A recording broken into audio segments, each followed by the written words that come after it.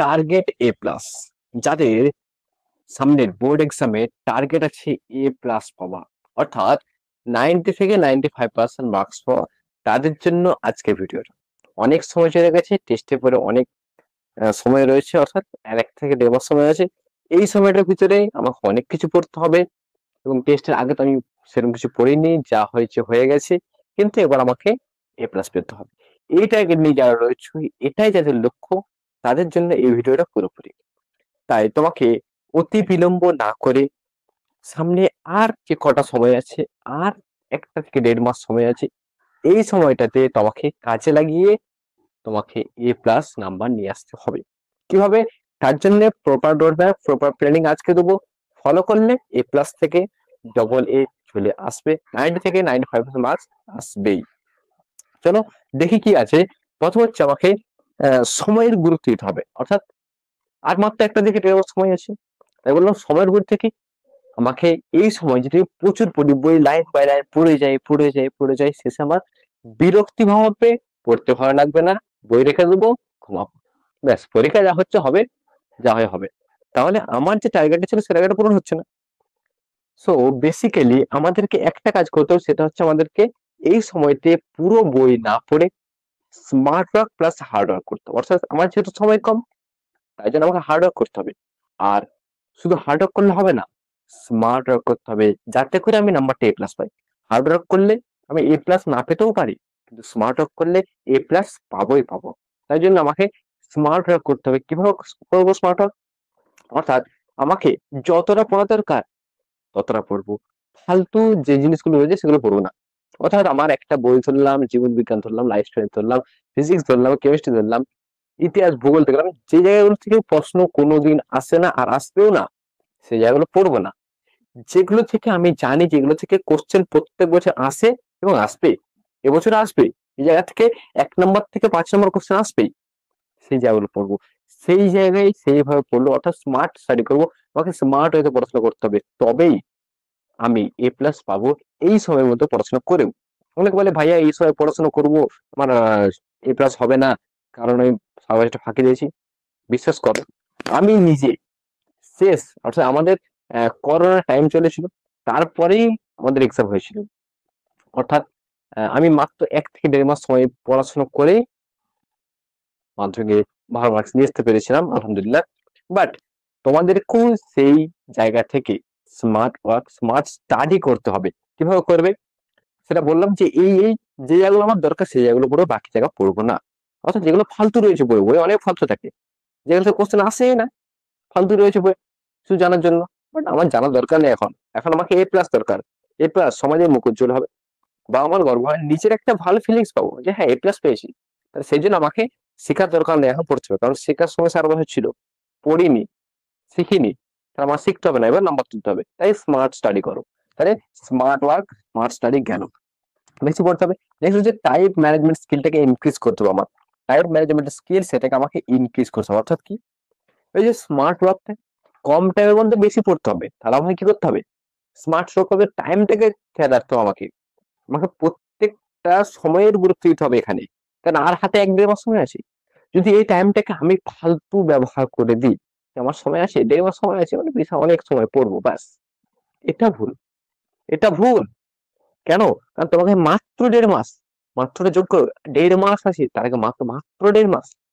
এই সময় তোমাকে যত বেশি সম্ভব পড়তে হবে, যত বেশি পারা যায় পড়তে হবে, স্মার্ট ওয়ার্ক করতে হবে, টাইমটার গুরুত্ব দিতে হবে। তাই জন্য তখন বলছি টাইমের স্কিলটাকে বাড়াও, কম সময়ের মধ্যে বেশি পড়তে হবে, স্মার্ট স্টাডি করতে হবে। তাহলে কম সময়ের মধ্যে পড়া, টাইম ম্যানেজমেন্ট স্কিল আর স্মার্ট স্টাডি দুটো ইন্টার রিলেটেড। নেক্সট হচ্ছে মেক ইউর রুটিন। তোমাকে প্রত্যেকদিন রুটিন বানাতে হবে।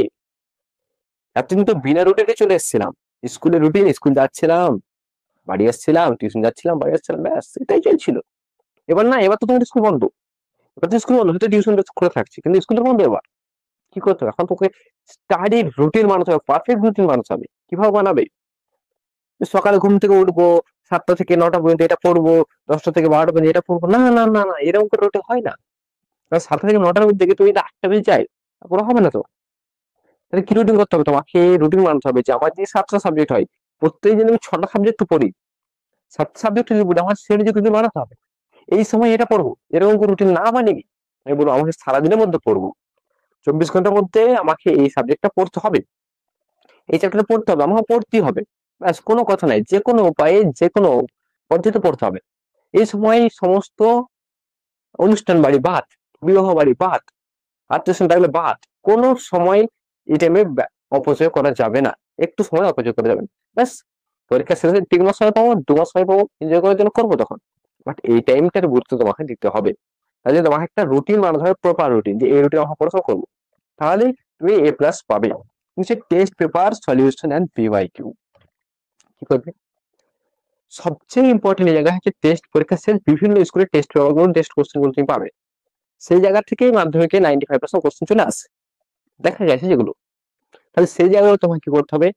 টেস্ট পেপারটাকে খুঁটি নাটি করে একদম পুরো নক্ষত্রপণ করে প্র্যাকটিস করতে হবে, এবং পিওয়াইকিউ করতে হবে, অর্থাৎ তোমার প্রিভিয়াস ইয়ার কোশ্চেন। অর্থাৎ তোমার যদি উচ্চ মাধ্যমিক হয় তাহলে আজ থেকে 7 বছরের কোশ্চেন দেখো, 8 বছরের কোশ্চেন দেখো, মাধ্যমিকের 5-7 বছরের কোশ্চেন দেখো, যে জায়গাগুলো পড়ছে সেগুলো যখন রিপিট হচ্ছে, বারবার রিপিট হচ্ছে, একটা জিনিস রিপিট হচ্ছে। তুমি 2015 কোশ্চেন দেখো, 2015, 18, 20 এরকম দেখো প্রায় কোশ্চেন রিপিট আছে, তাহলে তোমাকে পিওয়াইকিউ অর্থাৎ প্রিভিয়াস ইয়ার কোশ্চেন পেপার যত বেশি সম্ভব সলভ করতে হবে। যত বেশি সলভ করবে তত তোমার মাধ্যমিকে নাম্বার পাওয়া, উচ্চারণ থেকে নাম্বার পাওয়ার টার্গেটটা, এ প্লাসটাকে পূরণ করা এগিয়ে যাবে, এক ধাপ এগিয়ে যাবে। তখন তাহলে তোমাকে প্রিভিয়াস ইয়ার কোশ্চেন সঙ্গে টেস্ট পেপারটাকে খুব গুরুত্বপূর্ণ ভাবে সলভ করতে হবে। আর সবচেয়ে শেষ হচ্ছে ইম্পর্টেন্ট টপিক ফাইন্ড, অর্থাৎ তোমাকে একটা বইয়ের মধ্যে, আমি যে বললাম স্মার্ট ওয়ার্ক কিভাবে করে, স্মার্ট ওয়ার্কের সঙ্গে ইম্পর্টেন্ট টপিকটা রিলেটেড। স্মার্ট ওয়ার্ক কিভাবে করবে? যে জায়গাগুলো থেকে ইম্পর্টেন্ট বেশি, যেগুলো পড়লে তোমার বেশি পরীক্ষা আসে কোশ্চেন, সেই জায়গাগুলো তোমার বেশি পড়তে হবে। তোমাদের জীবন বিজ্ঞান, মাধ্যমিক জীবন বিজ্ঞান আমি একটা ভিডিও বানিয়ে দেবো ডেডিকেটেড, যে এই জায়গাগুলো থেকে বেশি কোশ্চেন আসে, এই জায়গাগুলো বেশি পড়ো, স্মার্ট ওয়ার্ক এই জায়গাগুলোতে করো। কারণ আমরা ফাঁকি মেরেছি প্রচুর, সময় নেই, স্মার্ট ওয়ার্ক করতে হবে। তার জন্য আমাকে সবচেয়ে ইম্পর্টেন্ট যে জায়গাগুলো সেগুলোকে আমাকে খুঁজে বের করতে হবে, যে এই জায়গাগুলো থেকে কোশ্চেন আসে, এই জায়গাগুলো আমাকে বেশি পড়তে হবে। তাহলে আমাকে ওই জায়গাগুলো যখন পেয়ে যাবো, ওই জায়গাগুলো রিভিশন বারবার করতে হবে, তো আমাকে স্মার্ট স্টাডি হবে, আমার স্মার্ট স্টাডি হবে, এবং বেশি নাম্বার পাবো। সারা বছর না পড়েও এই সময়টাকে যদি স্মার্ট ওয়ার্ক করি, স্মার্ট স্টাডি করি, বেশি নাম্বার অবশ্যই পাবো, এবং তোমার যে টার্গেট এ প্লাস, এটা পূরণ হবে, কেউ আটকাতে পারবে না। শুধু তোমাকে কনসেন্ট্রেসলি, অর্থাৎ তোমাকে রেগুলার বেসিসে এই জায়গাটাকে ফলো করতে হবে, কনসিস্টেন্সি বজায় রাখতে হবে এই জায়গাটার জন্য, ঠিক আছে? তাই যারা এই জায়গাটাকে, অর্থাৎ এই কাজগুলোকে স্মার্ট স্টাইলে যারা করতে পারে, তারা লিখে দাও একসেপ্টেড চ্যালেঞ্জ বা চ্যালেঞ্জ একসেপ্টেড, লিখে দাও, তাহলে বুঝবো তুমি রেডি আছো এই চ্যালেঞ্জটাকে গ্রহণ করছেন এ প্লাস পাওয়ার জন্য। সো বিলম্ব না করে চ্যানেলটাকে সাবস্ক্রাইব করে দাও, এখন তো সাবস্ক্রাইব করোনি, ভিডিও দেখে যাচ্ছ, এ প্লাস পাওয়ার জন্য সাবস্ক্রাইব করতে হবে। পরে আরো ভিডিওগুলো আসবে, চলো সাবস্ক্রাইব করে দাও, লাইক করে দাও, আর বন্ধুর সঙ্গে শেয়ার করে দাও, তাহলে সেও এই প্লাসটা পেয়ে যায়। দুজন ফ্রেন্ড, দোস্তি জিগরি দোস্ত। সো দুজনের ভালো নাম্বার পাবে, দুজনের পরিবার মুখ উজ্জ্বল হবে, তোমাদের ফ্রেন্ডস স্ট্রং থাকবে। সো তাকেও শেয়ার করে দাও, আর পরবর্তী কোন ভিডিও চাও সেটা কমেন্টে জানিয়ে দাও একটু, লাইক শেয়ার সাবস্ক্রাইবটা করে দাও। চলো, গুড বাই, জয় হিন্দ।